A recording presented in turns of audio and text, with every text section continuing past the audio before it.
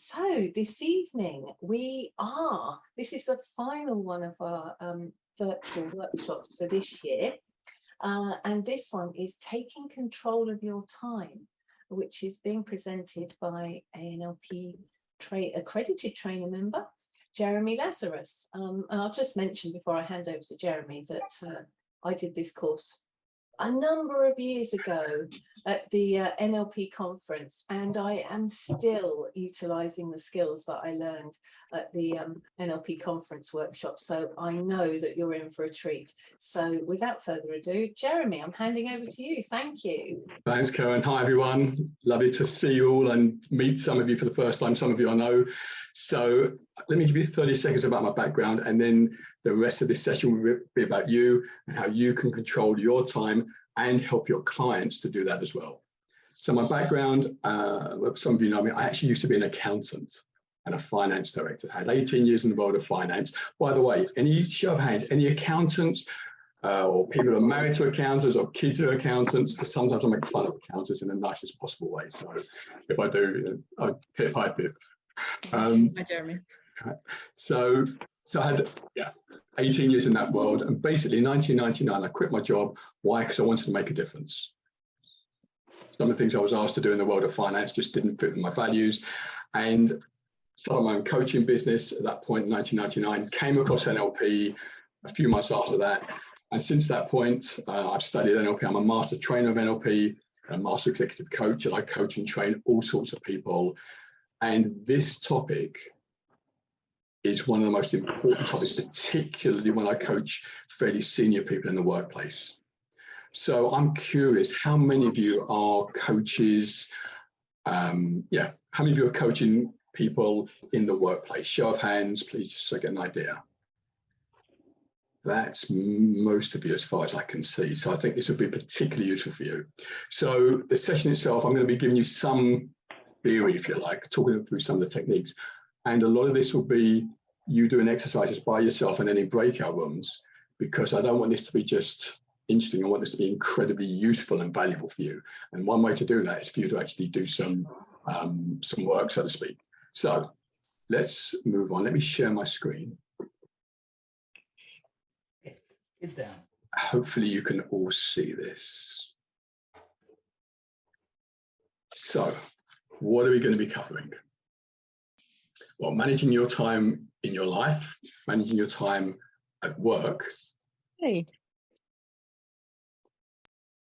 making changes to have more time, and some other time management tips. So this is what we're going to be covering today.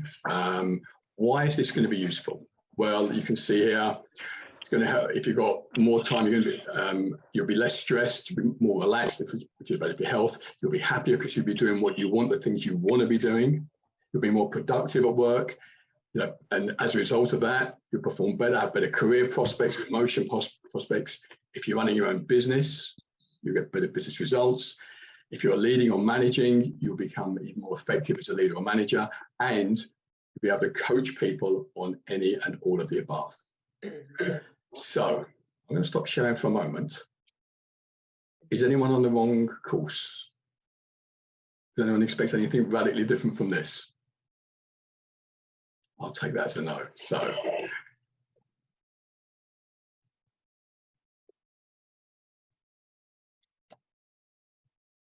So what do you want from this session? So just reflect for a moment, what would make this session incredibly valuable for you? And please pop it in the chat. Write it down for yourself so you know what you want. And if you would like to, pop it in the chat so you get some ideas about what other people want from the course. That may spark ideas off with you as well.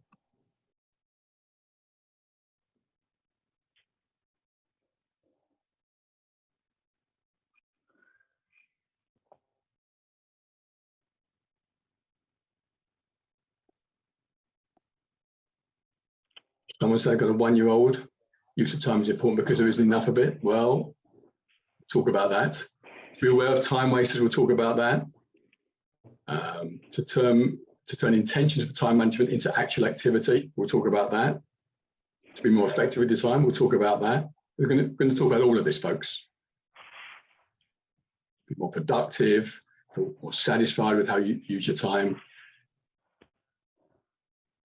So there's some themes here about effectiveness, productivity, using your time effectively, and getting the most from your time. Great, thank you. So I assume you've all got a pen and paper, and you might need a calculator. Ooh. Or a mobile phone. You can use the calculating function. So if you need a moment to go and get that, feel free to do that, please.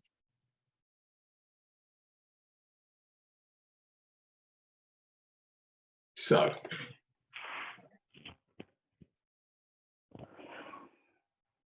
some facts about time.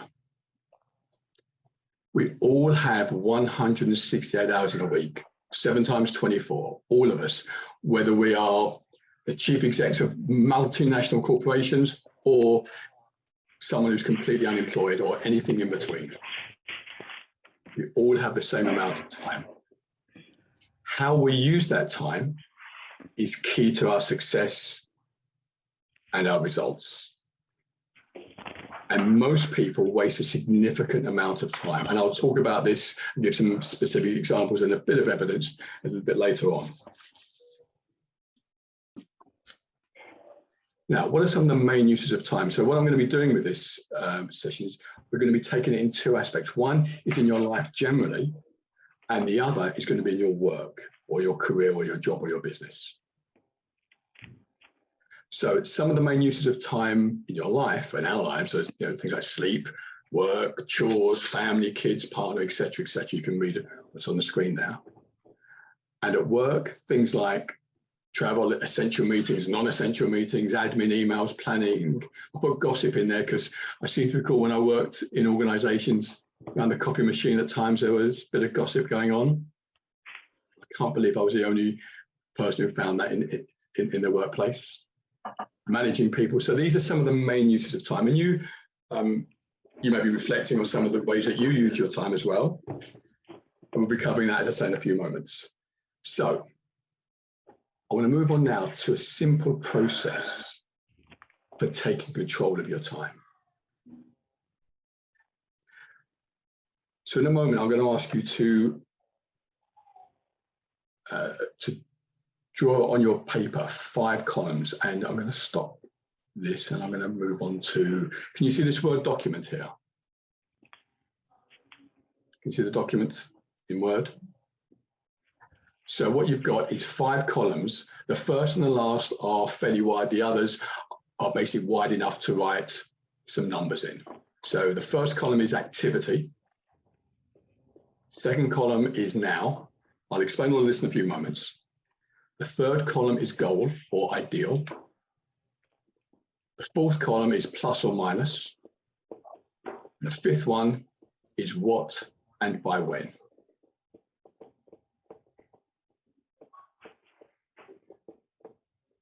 Okay. So activity, now, goal, plus or minus, what and by when.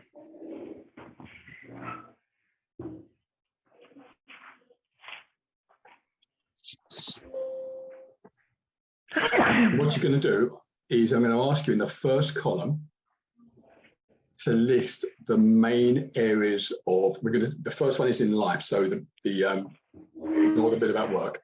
So I'm going to ask you to list the main areas of life. And then I'm going to ask you to write down in the next column now, in the column headed now, how you currently spend your time. So a few moments, please, just to start doing that. Make a list of the main areas of life for you. So work, family, sleep, chores, etc. So write that for yourself.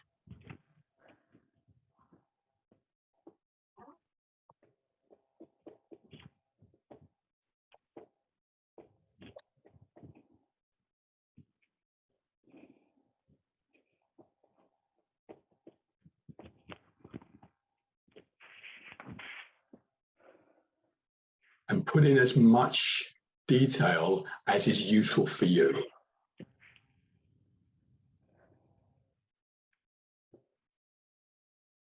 So what are the main uses of your time?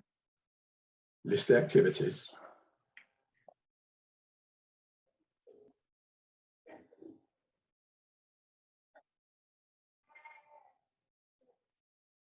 And then when you've done that, in the column headed now, put the number of hours that you spend doing each of these activities.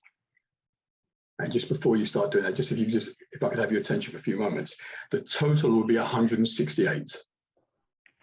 And at the bottom, you may want to have like a line for miscellaneous.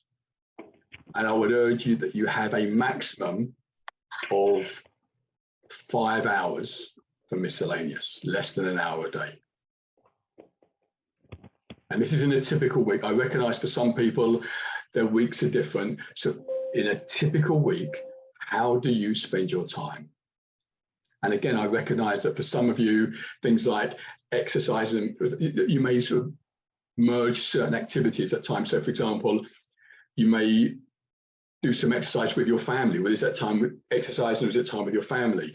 You decide how you want to categorize it. Maybe you want to split it. How do you currently spend your time?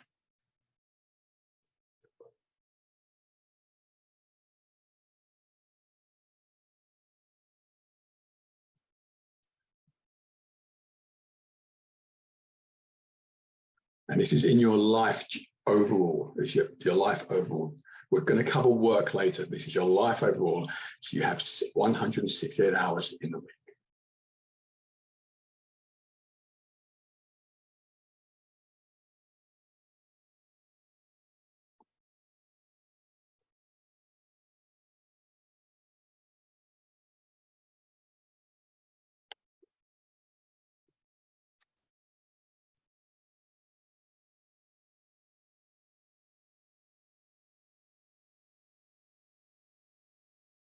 Jeremy, is this in an ordinary day?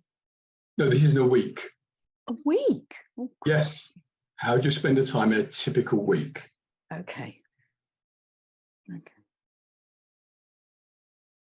And I recognize that for some people, that some weeks are different to others. Generally, how do you spend your time each week?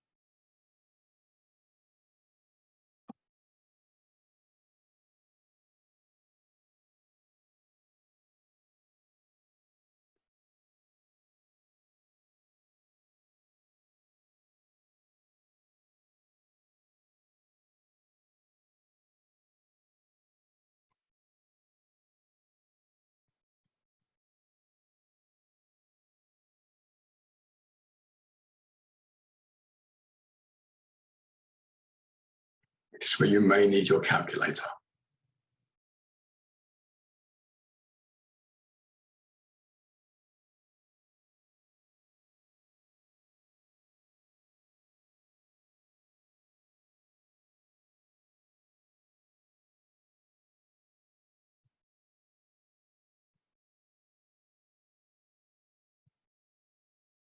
When you've done this, in the next column, how would you ideally spend your time? Now, when I say ideally, we're not assuming we've won the lottery or anything like that. Given your current life circumstances, realistically, how would you ideally spend your time in your week?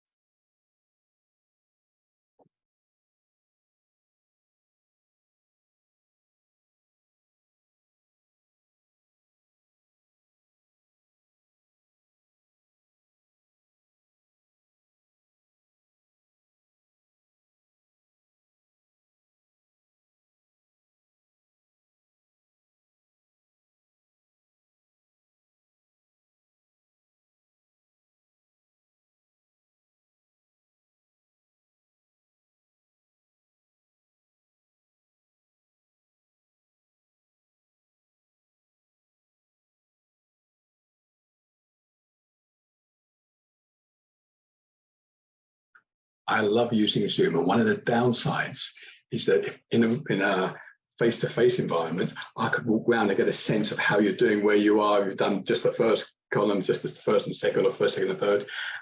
Can I have a show of hands? How many of you, please, are on the third column? In other words, talking about how you would ideally spend your time. How many of you are still on the second column? Okay, so I'll give you a few more minutes, and obviously if you don't have enough time to complete this on this session, please finish it after we finish. It's really, really useful for you, I promise you.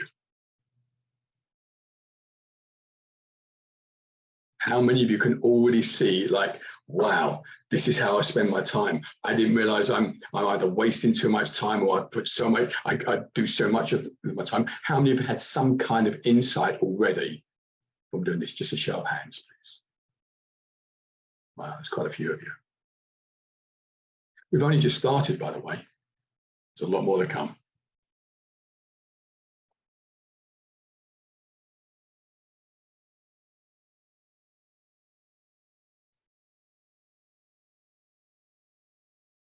So, I'm not sure I'm pronouncing your name correctly. Is it Moika? Is asking, would I say tracking time for a week would be useful exercise? Absolutely. I have a confession to make. I used to work at Ernst & Young as a management consultant, and accountants and management consultants and lawyers as well. We had to produce timesheets. I still do my own timesheet now, 23 years into my business, because time is such an important asset in my business that I keep a timesheet. So I would say absolutely yes. If you're not sure, just measure it for a couple of weeks, and you'll really see the patterns.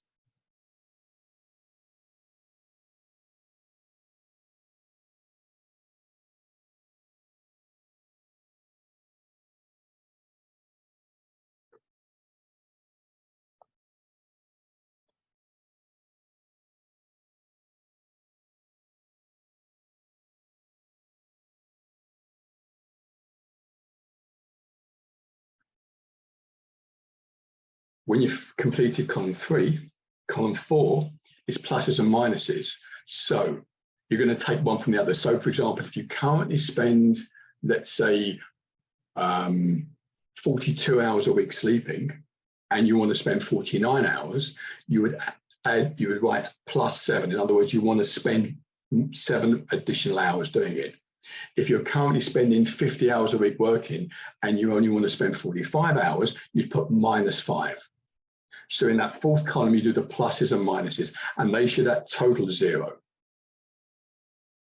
So the now and ideal would both total 168, and that fourth column, the pluses and minuses, would total 0.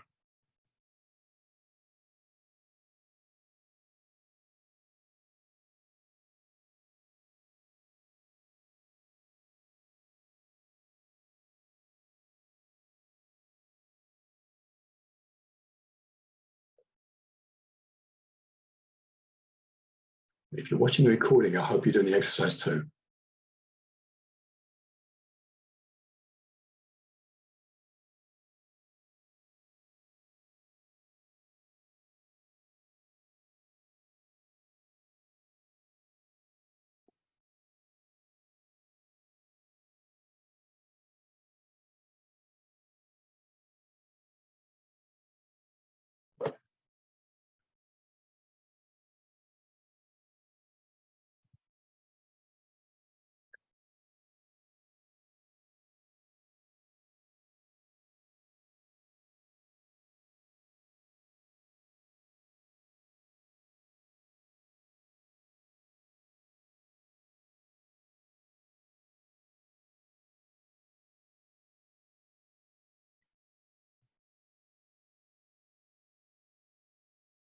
And when you've done column 4, the final column is, what are some of the things that you want to change and some of the actions you could take?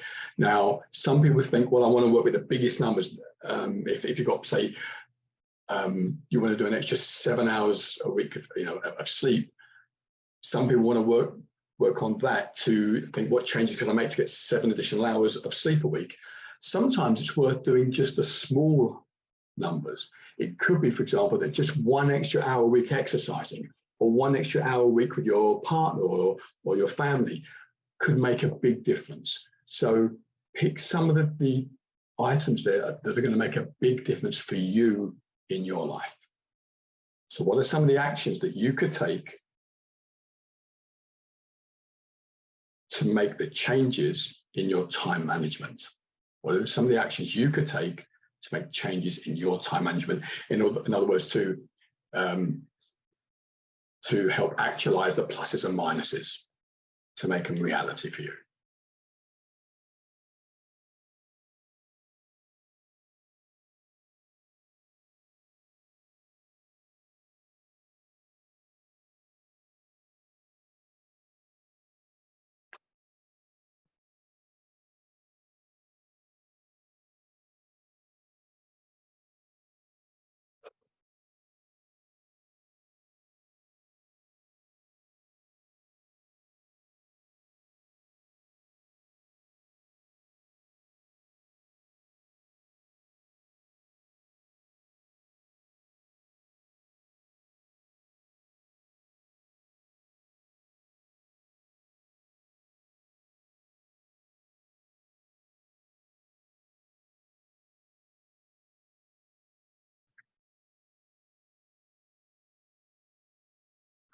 We're going to go for another 2 or 3 minutes, folks. Then I'll take any immediate questions, and then Cash will pop you into breakout rooms of 3 or maybe 4 of you, just to discuss what some of the findings are, some of the things that you uncovered about your time management, and some of the actions that you could take.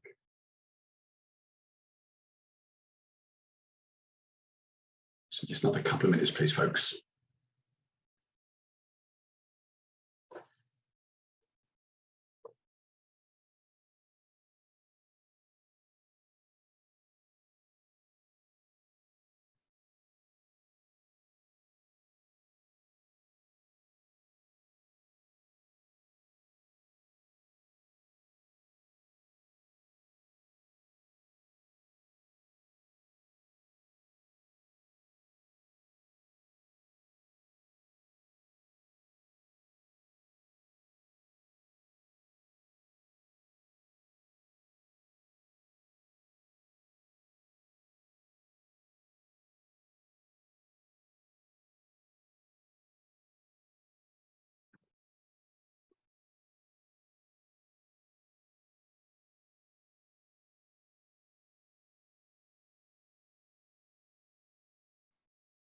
One more minute, please, folks. 1 more minute, please.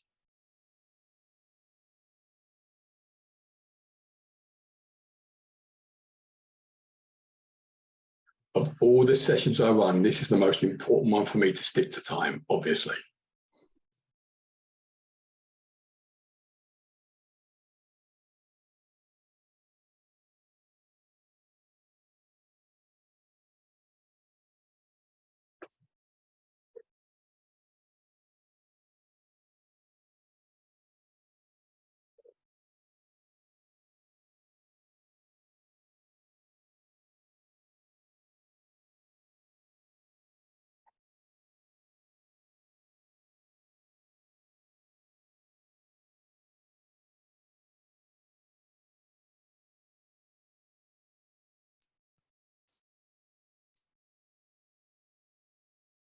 Okay, folks, if you could finish up there, please.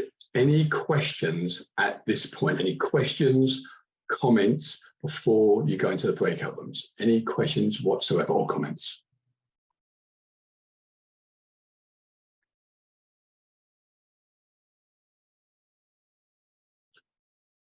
Okay, show of hands, please, if you've had at least some insight into the way you spend your time so far. Just show of hands so I can get a sense of what's been happening. Quite a few of you, thank you. Okay, so in a moment, Cash is going to pop you into breakout rooms. I assume you're all familiar with breakout rooms. And Cash has put a note in the chat. If by some chance you find yourself in a breakout room by yourself, use the ask for help button, and Cash will reallocate you.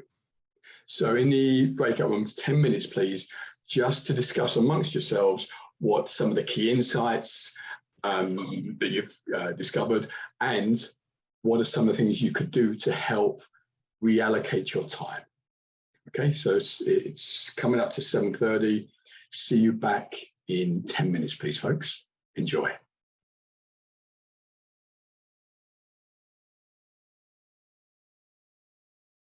Okay, welcome back, folks. So, questions, comments, thoughts. What did you learn? Ken. Hi, Ken.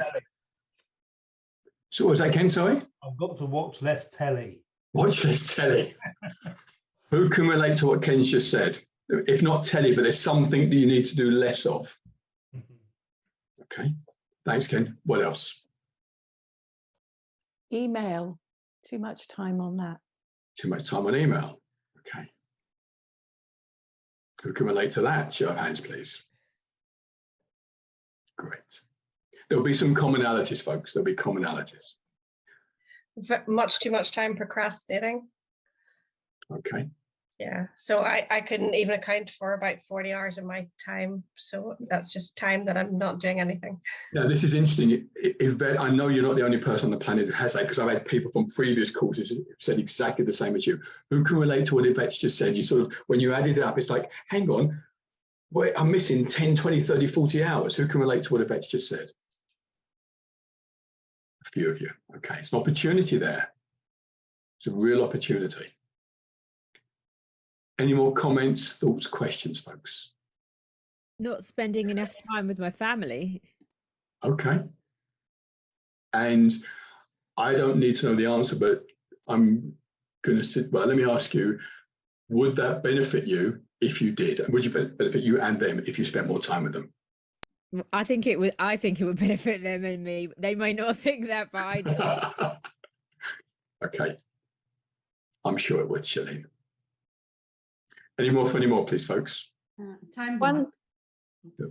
Sort of cats, and then Yeah, so one thing touching on is that it doesn't always feel like my time is my own. I think you may have seen my 1-year-old coming in and out as she's going to bed, and that I used to be able to just decide how I was going to spend my time, and now one of me or my partner have to be allocated as childcare. Even if it's in the evening, one of us has to be in, or if I'm trying to do a work call, he has to take a lunch break at the same time so I can do the call. And that actually, my reflections are, when I'm looking at what action needs to happen, I'm struggling, because it's like that's not a decision I can make on my own anymore.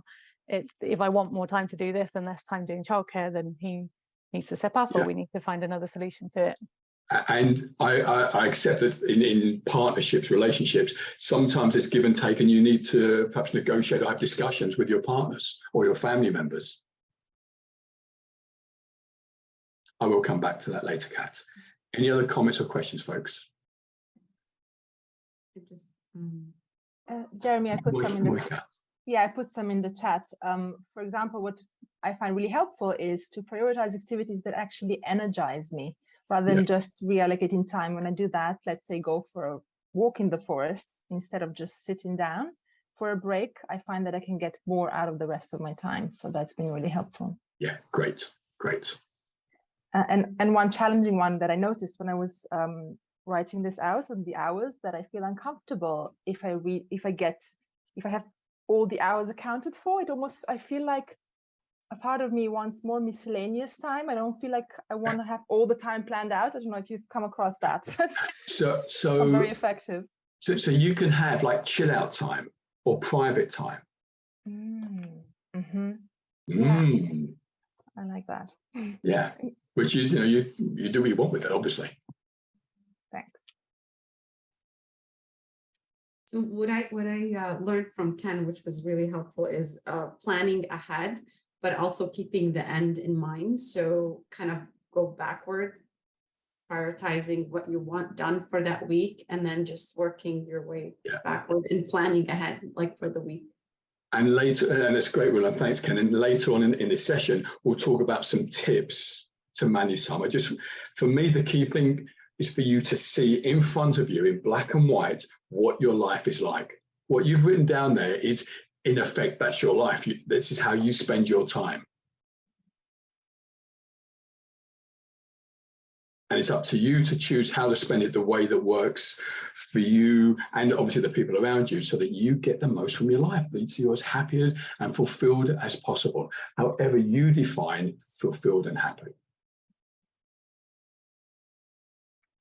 I mean, this isn't in the handouts. Really, there's only 5 things we can do in life, really, in some ways. We can start doing things, we can do more of things, we can keep doing the same, we can do less of something, or we can stop doing something. Start, do more, do the same, do less, and stop.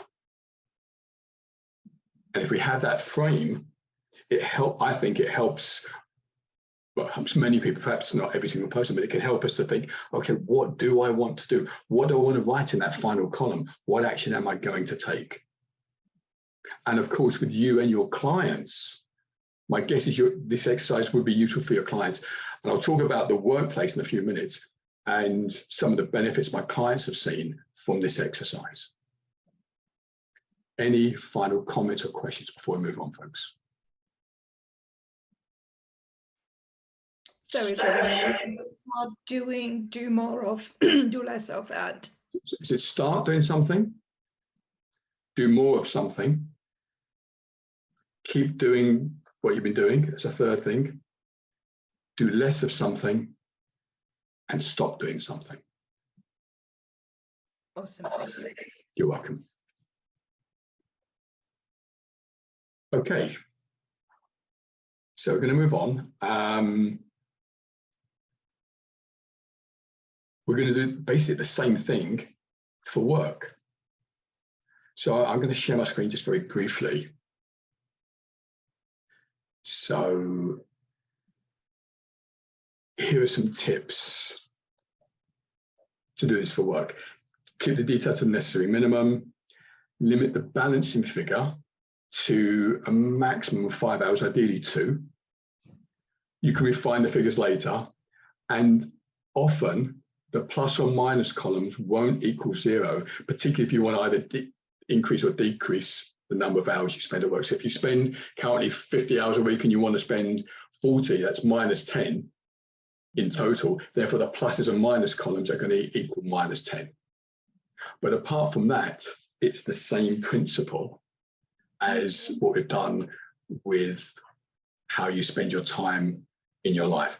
Now, let me tell you how I came across all of this.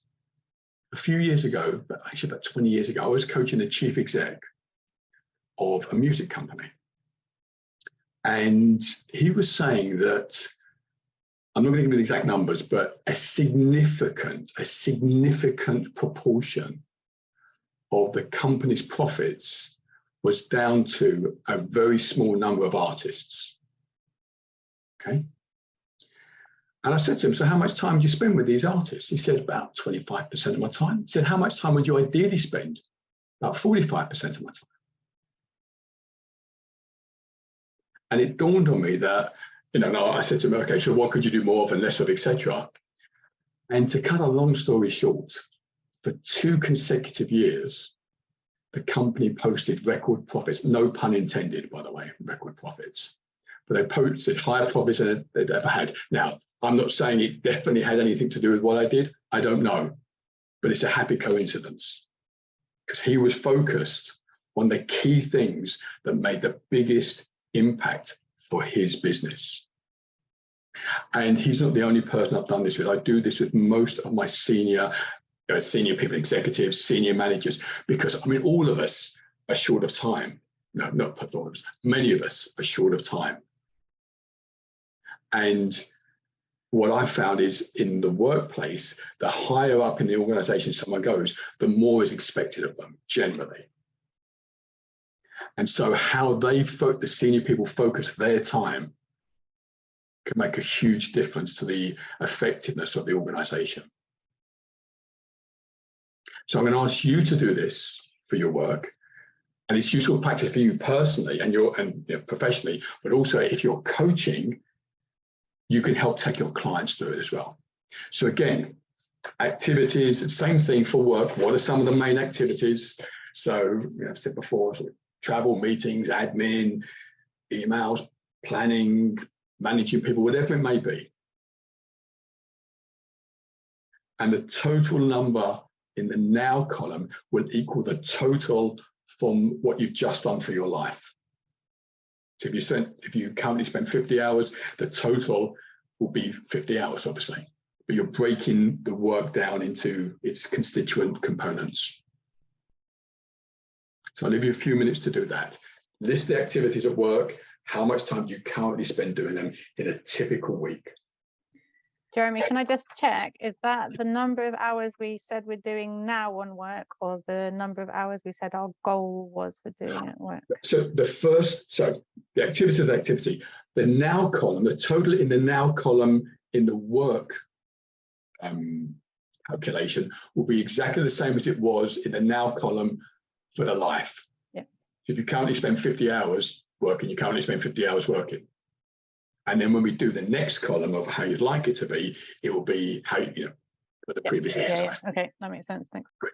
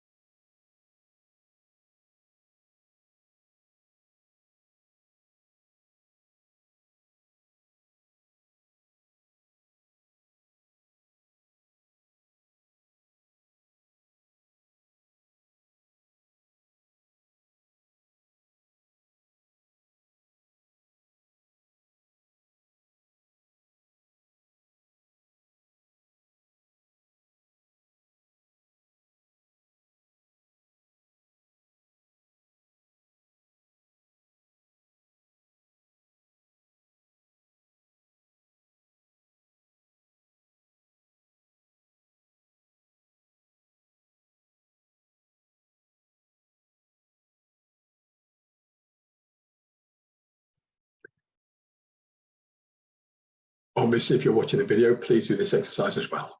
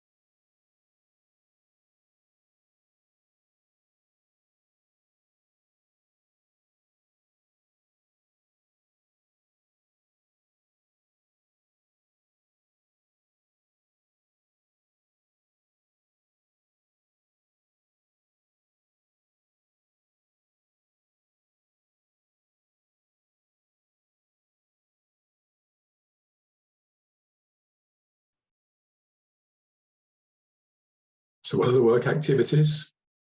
How much time do you currently spend doing each of them? How much time in a realistic, ideal world would you be spending doing it? Pluses and minuses. And then some of the actions.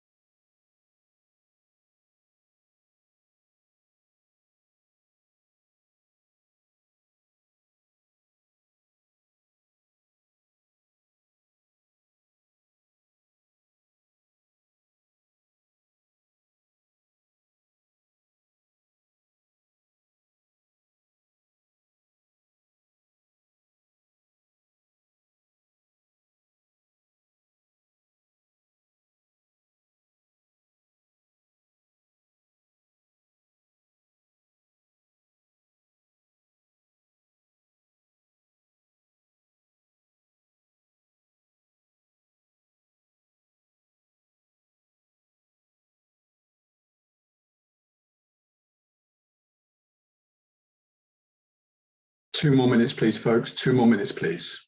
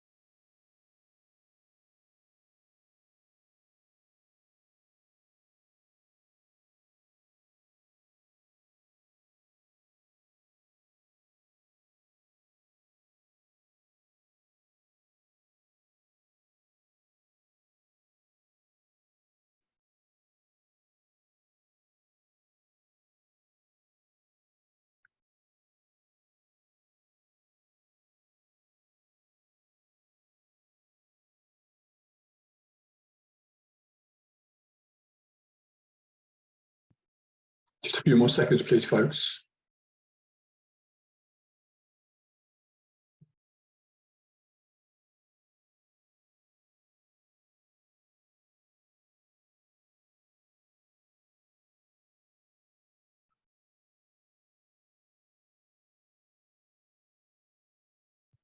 Okay, stop there, please. So any questions? A few moments, Cash is going to put you back into breakout rooms again to discuss what you found and some of the actions you're going to take. And then when we get back, I'll take some questions and then give you some tips that I've learned over the years. Some of it is not all my stuff. Some of it is stuff I've just picked up along the coaching journey. So any questions, comments, observations, thoughts before Cash pops you into breakout rooms? Yeah, so I did with the previous exercise. I had 53 hours left over, which must be spent on work because I couldn't think of anything else. So, and that feels about right. But it made me realise that about well over half of that is spent on emails and calls. And I thought, okay, if I tinker around and I add a bit of this in my goal and I take something away, but I'm still adding up with 53. And I thought, okay, do I really want this? Or is the real question, how would I make it the number of hours that I would like it to be? And then work from that, what that should look like. Yeah. Because that gives me two different. Well, there's how you currently spend your time, how you'd like to spend it. And as a coach, I would say, work towards having what you want. So if you're currently spending, for example, 53 hours and you think 45 hours would be more appropriate, for example, then it's reducing 8 hours. And I'm not saying it can be done like that. No. And maybe something to work towards. Okay, folks. So Cash, can you put people into breakout rooms in terms of timing? Just 8 minutes, please, folks. 8 minutes for your breakout room, and then we'll come back, debrief, and do some more stuff.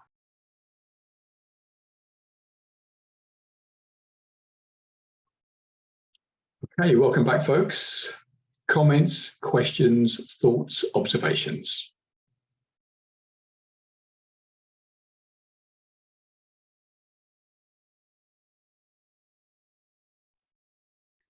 I'm happy to share if nobody goes first. Yeah, go for it.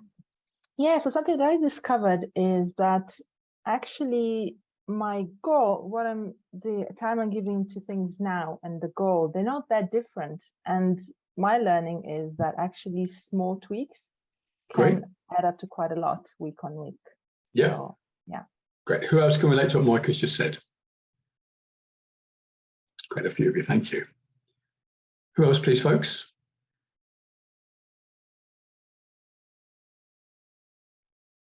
We were discussing in our group that how sometimes, you know, you might have the best of intentions and you've planned something and you're focusing on something, blah, blah, blah, and then someone throws in an urgent request, and how you can deal with this and how much power you might have or otherwise to avoid being thrown off course. Yeah.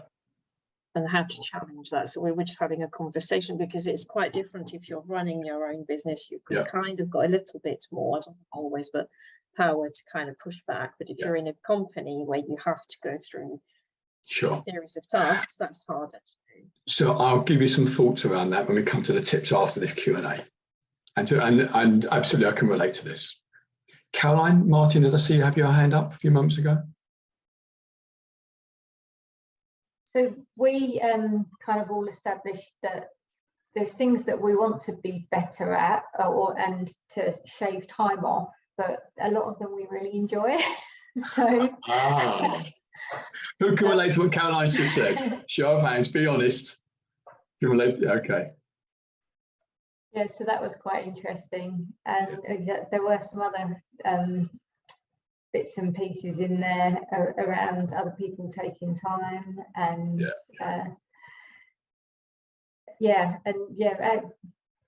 we're givers in this industry, aren't we? And I think sometimes that doesn't lend itself too well to us being kind to ourselves. Well, I was going to say, it's important to give to ourselves so that we can give to other people. That's my take on it. One or two more, please, and then we'll go on to the next part of this session. That's fine. I can go, if that's all right. Yeah, Annetta. Hi, Annetta. Well, thank you so much. Good evening, everyone. I discovered that I am finding beautiful excuses not to manage myself and my time properly. Oh, absolutely. My dream is to have my own coaching business and as a stepstone to motivational speaking, because I feel I've got a lot to offer in that respect. Do I do anything towards it? Very little. I am chasing new shiny things, like this workshop today. I could have spent that 2.5 hours with due respect, you know, working on my business. I said, now it's NLP, it's going to be good. New shiny things, attention going to relieve my boredom, I suppose. I'm finding working on my business, especially aspects that are mundane. I can't, it's not my priority to outsource them at the moment. That's the diplomatic way of saying I can't afford it. So I'm postponing them because they are finding them really, really boring and filling my life with other things. So thank you, Annetta. There's a lot I could say, and in the time permitted, that there's not very much I'm going to say. And I'll say to all of you, this is going to finish on time, but I'll be hanging around for a little while. So if any of you want to stay and if you've got questions, I'm happy to answer them if I can. What I would say, there's a difference between urgent, Annetta, and important. And I'll come back to that in a few moments. One more, please, folks.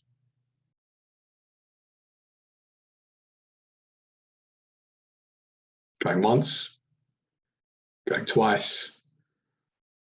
Okay, let's move on. So, can I just check, show of hands, if you found this at least in some way interesting and useful? Show of hands. Thank goodness for that. That's most of you, if not all of you. Okay, good. So what I want to do now is to give you some tips about what you could do. And I think Caroline and Moika and a couple of you have spoken. You've alluded to some of these points. And some of this, I'm going to tell you, it's not rocket science. Some of this you already know anyway. And I just want to remind you of this. So, right, some tips. Some of you may have heard of Stephen Covey's work, The 7 Habits of Highly Effective People, and the idea of quadrant 2. So I'm going to stop for a moment, stop sharing this. I'm going to spotlight myself. Hopefully you can all see this. I'm going to go back to, well, in fact, I'm going to use a revolutionary new training tool. It's called a flip chart. Okay, no one's ever used it before, of course. Okay, some of you may have come across this model here. The idea is that there's stuff which can be either urgent, not urgent, important, not important. And to keep this fairly brief, Stephen Covey said that basically, if stuff is not urgent and not important, we shouldn't do it at all. And even if it's urgent but not important, we shouldn't do it. Now, this is one of the traps that some people fall into, and I recognize it may not be important to you, but it may be important to your line manager, for example, or certain key colleagues. So I think Muriel, you may have mentioned this. So I absolutely get, we've got certain constraints if we're employed. I get that. And when I was at Ernst & Young, I lost count of how many assignments I did when people did reports, produced reports every week or every month because they'd always done it. They'd never stopped to ask, what's the purpose of this piece of work? Okay, so it's important to bear that in mind. Now, stuff in here that's urgent and important, of course, we need to spend some time doing that. What Stephen Covey said is that highly effective people, and I'm going to put 2 ticks here, not to say they spend twice as much time, but they spend sufficient time in the quadrant 2 box so the stuff doesn't get into the quadrant 1 box. They spend sufficient time doing the stuff that's not yet urgent and it's important.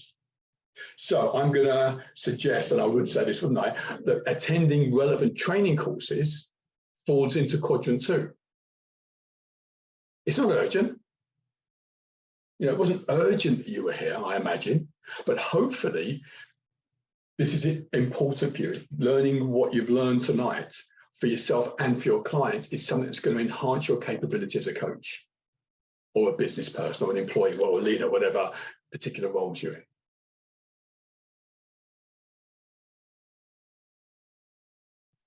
Any questions on this, folks? No, I was just going to share that I like to think of it like maintenance. So for the car, keep maintaining the oil. Yeah. So this way it doesn't break or it doesn't go bad. Yeah. So for me, it's maintenance. Yeah, you don't want to wait until the car breaks down before having the service. Okay, so that was the first point there. Make a to-do list before you leave work each day. Some people make a to-do list the night when they get into the office in the morning. In my experience, both myself personally and speaking to people, do it before you finish while it's fresh in your mind. So you come into the office the next day and you know what you're going to be doing without having to think about it necessarily. By the way, I'm going to go through these fairly quickly. If there's anything you want to ask or say, just interrupt me. So this is on the shared screen, so I can't see all of you if you put your hand up. So please just speak. I mentioned this, ask for what purpose am I or are we doing this task? I mentioned this before, especially with the quadrant 3 and quadrant 4 stuff. Prioritize. So in your to-do list, prioritize them, either numerically 1, 2, 3, 4, 5, etc., or there's A's and B's and C's. So there could be 3 or 4 A's on your to-do list for today. You do those first, or as far as you can with those. Not necessarily the stuff that's easy, the stuff that's important. Now, one of you mentioned earlier about, we'll stop sharing for a moment, about being interrupted. How many of you, if you're employed or when you were employed, how many of you had unexpected interruptions? Show of hands, please. And how many of you had quite regular, quite frequent unexpected interruptions? Well, then they weren't unexpected, were they? You didn't know who was going to come. You didn't know exactly when they were going to come. You didn't know what they were going to ask for, but you knew you were going to be interrupted. So plan for it. When you're doing your plan for the day, if you know on average you're going to be interrupted an hour a day, and it's stuff you have to handle, let's say, pop it in your schedule. Half hour in the morning, half hour in the afternoon, for example.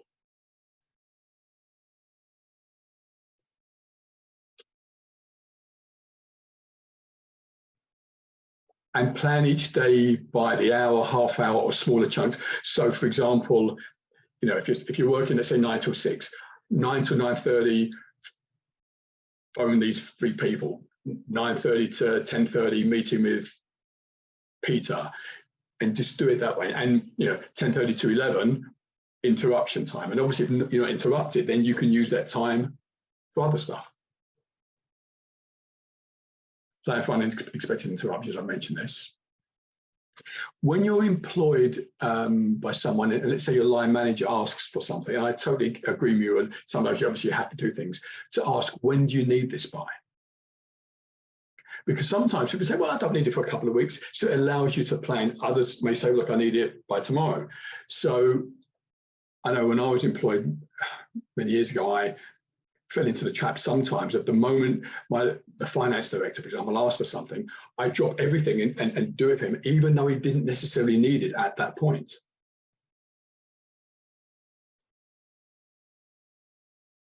Be disciplined. And I think a couple of you have mentioned this. And I'm not saying it's easy. Some people, and I hold my hands up with this, I like doing different things. I like being distracted. And you know, when you're about to, the day or two before you go on holiday and you've got to get certain things done, or it's a really important client, you are focused, laser focused. Have more of that. Have more discipline and focus. In the workplace, if you have important things that you want or need to get done, put up some kind of, inverted commas, do not disturb sign, or divert your phone, or switch off your Outlook or your email system, whatever it is, switch your mobile phone off so you can just focus.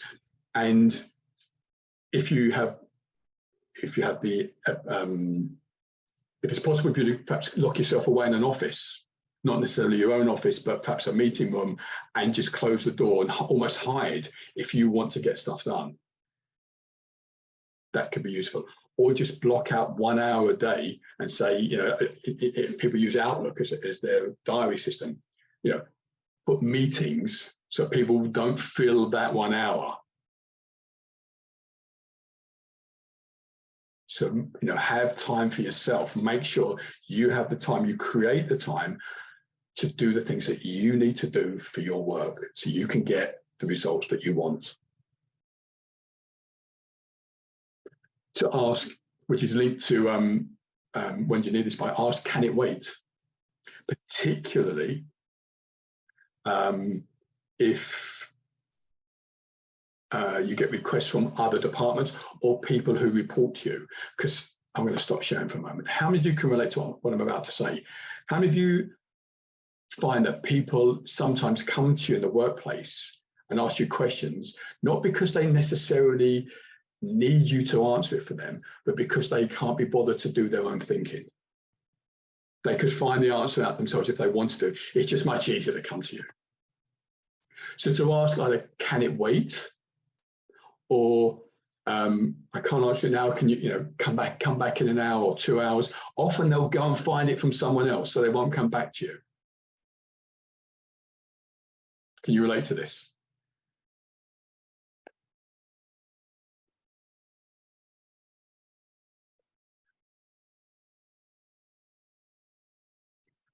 And one of my favorites is, particularly if you're a line manager in an organization, train others to think for themselves. So again, go back to the previous point I made. Sometimes members of staff want you as their line manager to do their thinking for them. Ask them to go away, or ask them things like, what do you think? Or come back to me with some solutions or some of your own ideas, to get them to think for themselves, almost like coach them actually. Take a coaching approach with them rather than just spoon feeding them the answer. And I recognize it may take a little bit longer in the short term, but if you train people to think for themselves in the longer term, often they won't come to you because they'll sort it out for themselves. Any questions on what I've just said, folks, on anything I've said? Questions, comments, thoughts?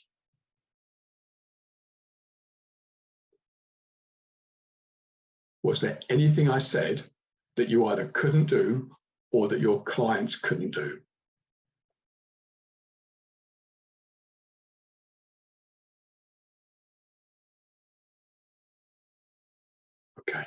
Great. Any final questions, folks?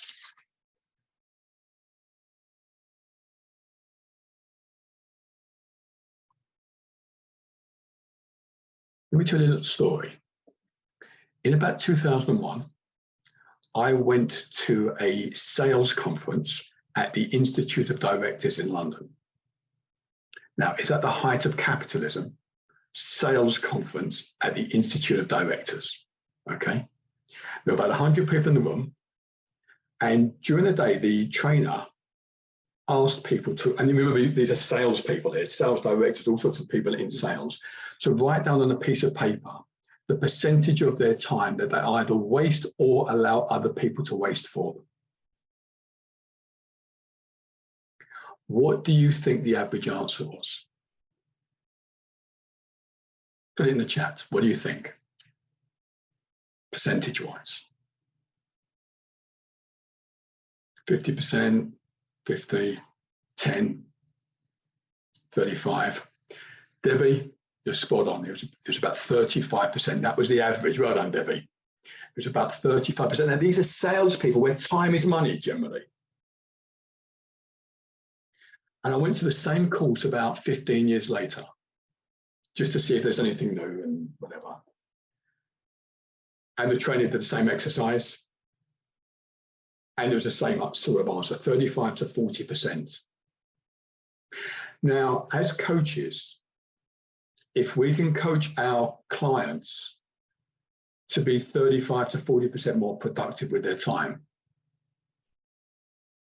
are they going to value us?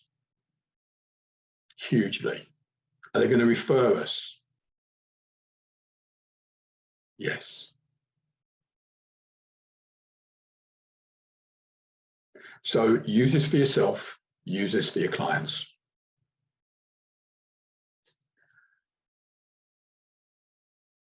I'd like to spend just 2 moments, please, just giving you a couple of bits of information about what I offer and how to stay or get in touch with me. So I'm just going to share my screen.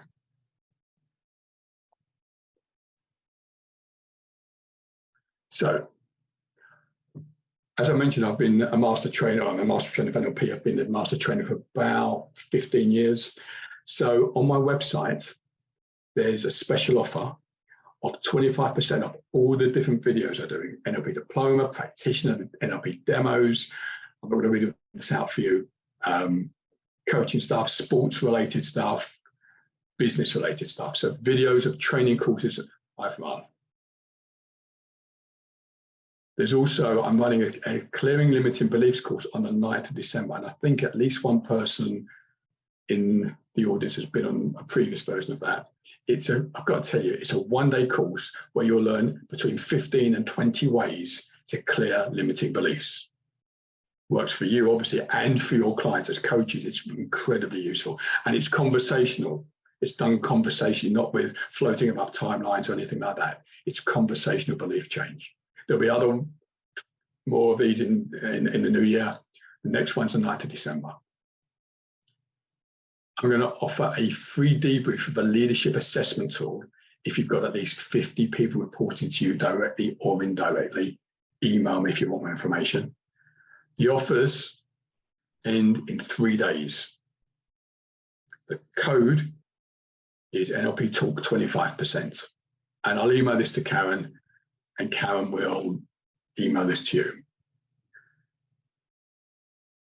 There's my email address, my website. If you want to go to lazarus.com/shop, you'll see the videos and webinars.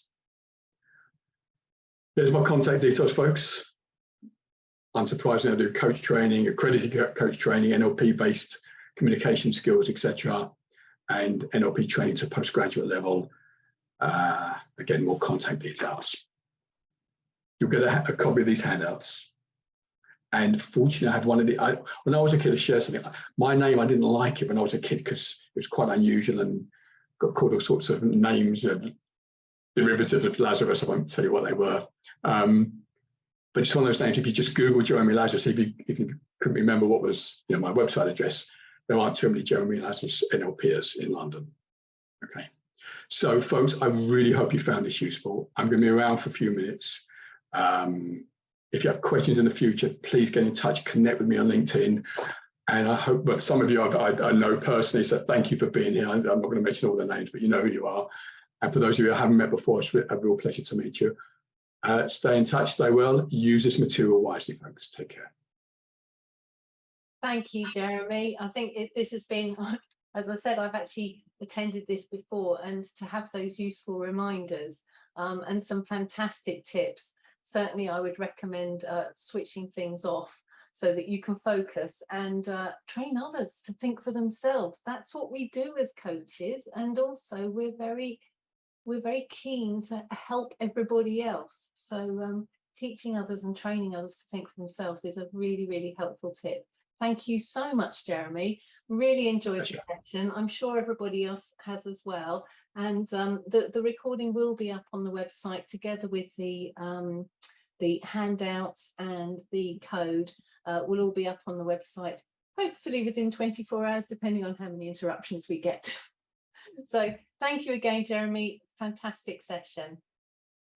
Thank you. Thanks, everyone.